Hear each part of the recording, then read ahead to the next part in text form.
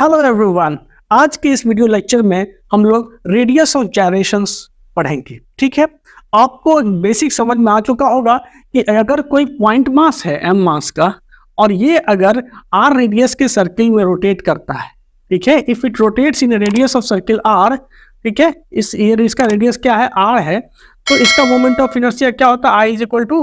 mr square है। अगर कोई एक्सटेंडेड बॉडी है, जैसे सपोज करो कि इस तरह का कोई एक्सटेंडेड बॉडी है हमारे पास, और ये जो एक्सटेंडेड बॉडी है ये एक्सटेंडेड बॉडी है, ठीक है, क्या है ये, this is some kind of extended body. और ये एक्सटेंडेड बॉडी अगर इस एक्सिस के अबाउट, ठीक है, ये जो एक्सिस है इस एक्सिस के अबाउट अगर रोटेट करता है और इसका मास अगर कैपिटल M है और मास अगर कैपिटल M है, मोमेंट ऑफ इनर्शिया I है, ठीक है, तो अगर इस ऑब्जेक्ट को एक पॉइंट मास के फॉर्म में तब्दील कर दिया जाए तो एक्सिस से वो कितनी दूरी पे हो, मतलब इस ऑब्जेक्ट को, ये जो रिजिड बॉडी आप देख रहे हो, इसको अगर एक पॉइंट मास मान लिया जाए तो ये जो एक्सिस ऑफ रोटेशन है, मतलब सेम मैं एक्सिस ऑफ रोटेशन बना रहा हूं, अब इस ऑब्जेक्ट को अगर मैं पॉइंट मास में तब्दील कर दूं तो इस एक्सिस ऑफ रोटेशन से वो कितनी दूरी पे हो, ठीक है, मान लो कि इसको मैंने पॉइंट मास में तब्दील कर दिया, इस रिजिड बॉडी को, इसका मास m है, तो इस एक्सिस ऑफ रोटेशन से मान लो कि k डिस्टेंस पे है और ये अगर अब एक सर्किल में रोटेट करता है इस एक्सिस के अबाउट, ठीक है, ठीक है, तो इसका मोमेंट ऑफ इनर्शिया क्या आएगा, इसका मोमेंट ऑफ इनर्शिया आएगा k स्क्वायर इंटू m। तो मैंने कहा कि इस रिजिड बॉडी को अगर एक पॉइंट मास पे कंसंट्रेटेड एज्यूम किया जाए तो इस एक्सिस से उसको कितनी दूरी पे एज्यूम किया जाएगा ताकि उसका मोमेंट ऑफ इनर्शिया इस मोमेंट पे और इस मोमेंट पे बराबर हो। मतलब तुम कह सकते हो कि I is equal to k square into m, ठीक है, इस तरह का सिचुएशन हो। हमने क्या किया, इसको, इस रिजिड बॉडी को we have assumed as a point mass at some distance from this axis of rotation. मान लो मैंने k डिस्टेंस पे एज्यूम किया, तो इस केस में इस पॉइंट मास का मोमेंट ऑफ इनर्शिया इस इक्वेशन से I equal to mr square है, तो I equal to k square into m होगा। अब यहाँ जो मोमेंट ऑफ इनर्शिया होगा और यहाँ जो मोमेंट ऑफ इनर्शिया है, ठीक है, अगर ये दोनों बराबर हो जाए तो this k is called the radius of gyration. क्या हो गया, रेडियस ऑफ जायरेशन। एक्चुअली में क्या है, इस रिजिड बॉडी का एक इक्विवेलेंट रेडियस दे रहा है, रेडियस ऑफ जायरेशन दे क्या रहा है, इस रिजिड बॉडी को एक पॉइंट मास में एक पर्टिकुलर डिस्टेंस, एक particular radius away from the axis of rotation assume किया गया और तब जो मोमेंट ऑफ इनर्शिया निकल के आया k स्क्वायर इंटू m, वो इस रिजिड बॉडी का इस एक्सिस के अबाउट मोमेंट ऑफ इनर्शिया के बराबर हो गया। मतलब कहीं ना कहीं इस रिजिड बॉडी का जो है तो इक्विवेलेंट रेडियस है when this rigid body is assumed as a point mass, और वो जो रेडियस है वो रेडियस ऑफ जायरेशन कहलाता है। तो अब रेडियस ऑफ जायरेशन सिंपली क्या लिख सकते हो कि k is equal to root under I by m and this is the radius of gyration का ये एक्सप्रेशन होगा। ये क्या हो गया, रेडियस ऑफ जायरेशन, के क्या हो गया, रेडियस ऑफ जायरेशन हो गया, रेडियस ऑफ जायरेशन हो गया। तो जैसे कि मोमेंट ऑफ इनर्शिया जो है आपका वो क्या है, एक्सिस का प्रॉपर्टीज है। अगर ये एक्सिस यहाँ इसके about moment of inertia I है तो इस एक्सिस के अबाउट जो रेडियस ऑफ जायरेशन का वैल्यू होगा k है। सपोज करो अगर ये एक्सिस कहीं और चला जाएगा तो इसका मोमेंट ऑफ इनर्शिया बदल जाएगा and accordingly radius of gyration भी बदल जाएगा। तो ये जो मोमेंट ऑफ इनर्शिया है और ये जो आपका रेडियस ऑफ जायरेशन है वो कहीं ना कहीं एक्सिस पर डिपेंड करता है, ठीक है, साथ में मास डिस्ट्रीब्यूशन पे भी डिपेंड करता है। अब जैसे सपोज करो कि आपसे पूछा जाए कि कोई रिंग है, आपके पास क्या है, r रेडियस का एक रिंग है, ठीक है, r रेडियस का एक रिंग है, तो इस रिंग का moment of inertia standard axis के अबाउट तो आप जानते हो क्या होता है, इसका radius moment of inertia I क्या होता है, mr स्क्वायर होता है, ठीक है, ये m और इसका जो रेडियस सपोज करो ये r है, कैपिटल R मान लो, mr स्क्वायर होता है। तो इसका अगर रेडियस ऑफ जायरेशन अगर आपको पूछा जाए तो सिंपली क्या करेंगे हम लोग, I को हम लोग mk स्क्वायर लिखेंगे, mk square is equal to mr square, और यहाँ से k की वैल्यू आएगी r। मतलब इस रिंग का moment of inertia about the axis passing through the centre is moment of inertia, radius of gyration is equal to r। लेकिन यदि इसी रिंग का रेडियस ऑफ जायरेशन हम पूछेंगे इसके डायमीटर के अबाउट, मतलब अगर इसको हम इसके इस एक्सिस के अबाउट रोटेट कराते हैं, ये जो है ये डायमेट्रिकल एक्सिस है, और ये जो रिंग है अब इस एक्सिस के अबाउट नहीं इस एक्सिस के अबाउट रोटेट करता है, तो क्या होगा, रेडियस ऑफ जायरेशन की वैल्यू बदल जाएगी, क्योंकि यहाँ आई जो होगा इस केस में आपने निकाला है परपेंडिकुलर एक्सिस का इस्तेमाल करके, यहाँ जो आई होगा वो क्या होगा, वो हो जाएगा 1/2 mr² हो जाएगा। और इसीलिए जो रेडियस ऑफ जायरेशन निकालोगे तो तुम क्या करोगे, एम के की वैल्यू निकालोगे √i/m, √i हो गया कितना 1/2 mr², 1/2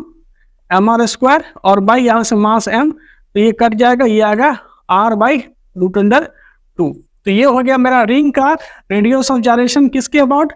the axis passing through its centre, k is equal to r आ गया, and radius of gyration of the same ring about an axis passing through its diameter या about a diametrical axis is k is equal to r/2। तो आपने देखा कि कैसे radius अगर बदलता है तो आपका रेडियस ऑफ जायरेशन भी उस ऑब्जेक्ट का कॉरस्पॉन्डिंगली चेंज कर जाता है। पास एक डिस्क है,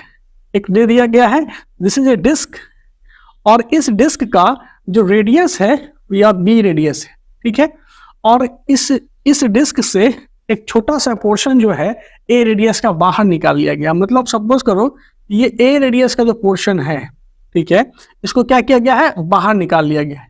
ठीक है, ये ए रेडियस का पोर्शन बाहर निकाल लिया गया है, और इस एक्सिस के अबाउट ये जो एक्सिस है, मतलब ये जो एक्सिस है, ठीक है, इसके अबाउट जो इसको रोटेट कराया जाएगा, तो उस केस में रेडियस ऑफ जायरेशन जो है k की वैल्यू क्या होगी, what is the value of radius of gyration, क्या होगी, what is the value of radius of gyration, radius of gyration, ठीक है। और इस केस में एक छोटा सा बदलाव कर रखा गया है, और वो क्या है कि इसका जो मास है ना, वो मास क्या है, यूनिफॉर्म नहीं है, m जो है क्या है, मास पर यूनिट एरिया जो है, इस डिस्क का जो मास पर यूनिट एरिया है, पर यूनिट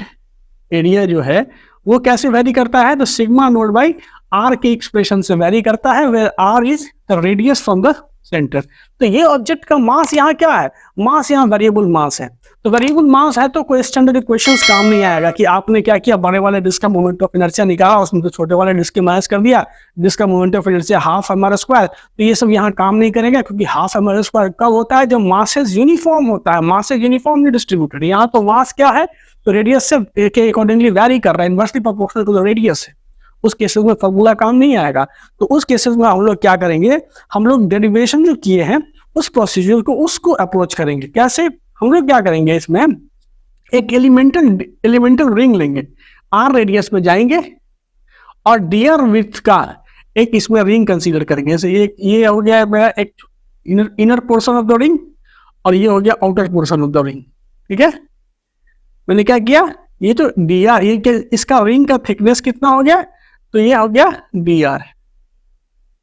क्या हो गया, ये मैंने डी आर लेंथ का एक स्ट्रिप इसमें कंसीडर किया, इसका थिकनेस कितना है, ये जो थिकनेस है, this thickness is D R, ठीक है। तो सबसे पहले बताओ मोमेंट आती है, रेडियस ऑफ जायरेशन निकालने के लिए क्या चाहिए होता है, moment of inertia by mass m का स्क्वायर रूट। तो मोमेंट ऑफ इनर्शिया भी चाहिए, मास भी चाहिए, हमें तो मास भी पता नहीं, हमें तो मास भी यहाँ मेंशन है सिग्मा नॉट बाय आर। चलो पहले मास ही निकाल लेते हैं। तो देखो ये जो एलिमेंट है, इस एलिमेंट का एरिया क्या होगा, डी लिखता हूँ, या area of this elemental element, ठीक है, area of this element, area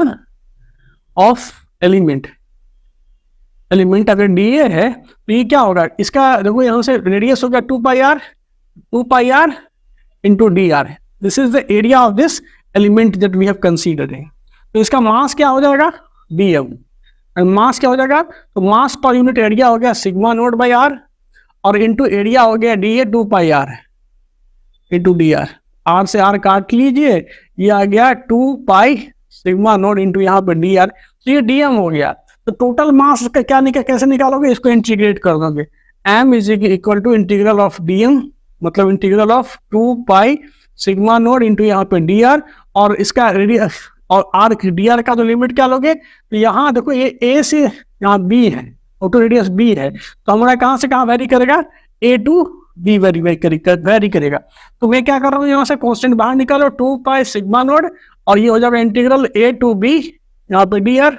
अब जब इसको तुम सॉल्व करोगे तो ये आ जाएगा कितना, 2 पाई सिग्मा नोट, और डी आर का इंटीग्रल क्या आएगा, आर आएगा, और आर का लिमिट डालोगे तो बी माइनस ए, तो ये बी माइनस ए हो गया। ये हो गया mass of this disc when a disc of radius a has been extracted out. तो मैंने मास निकाल लिया। अब इसका मोमेंट ऑफ इनर्शिया भी निकालना है। तो मोमेंट ऑफ इनर्शिया क्या होता है, किसी भी रिंग का मोमेंट ऑफ इनर्शिया क्या होता है भाई, एम आर स्क्वायर होता है। ठीक है, you understood, m r square is the moment of inertia of this ring. तो यहाँ पे जो मैंने रिंग लिया है इसका मास कितना है, डीएम है, तो इसका मोमेंट ऑफ इनर्शिया क्या होगा, तो डीएम इंटू आर स्क्वायर। तो कह सकते हैं कि इस एलिमेंटल रिंग का जो मोमेंट ऑफ इनर्शिया होगा डी आई, डी आई क्या है, moment of inertia of the elemental ring, moment of inertia of elemental ring, and this is equal to what, di, and this is equal to integral dm into r square। ठीक है, मैंने ring का moment of inertia तो मैं जानता हूं m into r square, इसका मास dm है इसलिए dm into r square मैंने यहाँ इंटीग्रल पुट कर दिया। अब dm की वैल्यू तुमने निकाली है 2 pi sigma naught into D R, मैं लिखूंगा यहाँ से 2 पाई सिग्मा नोट इंटू यहाँ पे d r into r square. अब देखो डी आर कहाँ से कहाँ वेरी कर रहा है, तो मैं कहा ए रेडियस ए से बी वेरी कर रहा है, मैं यहाँ पे ए डालूंगा यहाँ पे बी डालूंगा, निकालूंगा 2 पाई सिग्मा नोट, और ये आर स्क्वायर डी आर क्या हो जाएगा, आर क्यू हो जाएगा, तो आर क्यू बाई 3, और यहाँ से ए टू बी मैं माइनस करूंगा, ये हो जाएगा 2 पाई सिग्मा नोट बाई 3, और यहाँ से ये हो जाएगा B Q minus A Q. तो मैंने क्या किया, इस पूरे सेटअप का मोमेंट ऑफ इनर्शिया भी निकाल लिया और मास भी निकाल लिया। मुझे रेडियस ऑफ जायरेशन निकालना है, तो मैं क्या करूंगा, radius of gyration K is equal to root under I by M होता है। आई हो गया मेरा 2 pi sigma naught by 3 B Q minus A Q, और मास कितना है भाई, मास है तुम्हारा 2 pi sigma naught B minus A, 2 pi sigma naught B minus A. यहां से मैं इसको उड़ा दूंगा,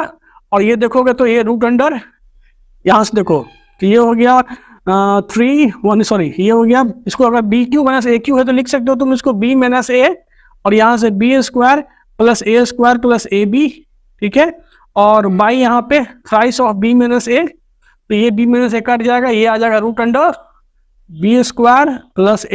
प्लस ए बी बाई 3, और यही इसका रेडियस ऑफ जायरेशन होगा। तो रेडियस ऑफ जायरेशन निकालने का प्रोसेस तब चेंज हो जाता है जब आपका मासेस कहीं ना कहीं किसी मास का डिस्ट्रीब्यूशन जो होता है वो यूनिफॉर्म नहीं होता है, वो कहीं ना कहीं उसके मतलब डायमेंशन का फंक्शन होता है। जैसे यहाँ रेडियस का फंक्शन था, तो उस केस में मैं स्टैंडर्ड इक्वेशंस नहीं लगा सकता था। तो आई होप कि रेडियस ऑफ जायरेशन समझ में आया होगा।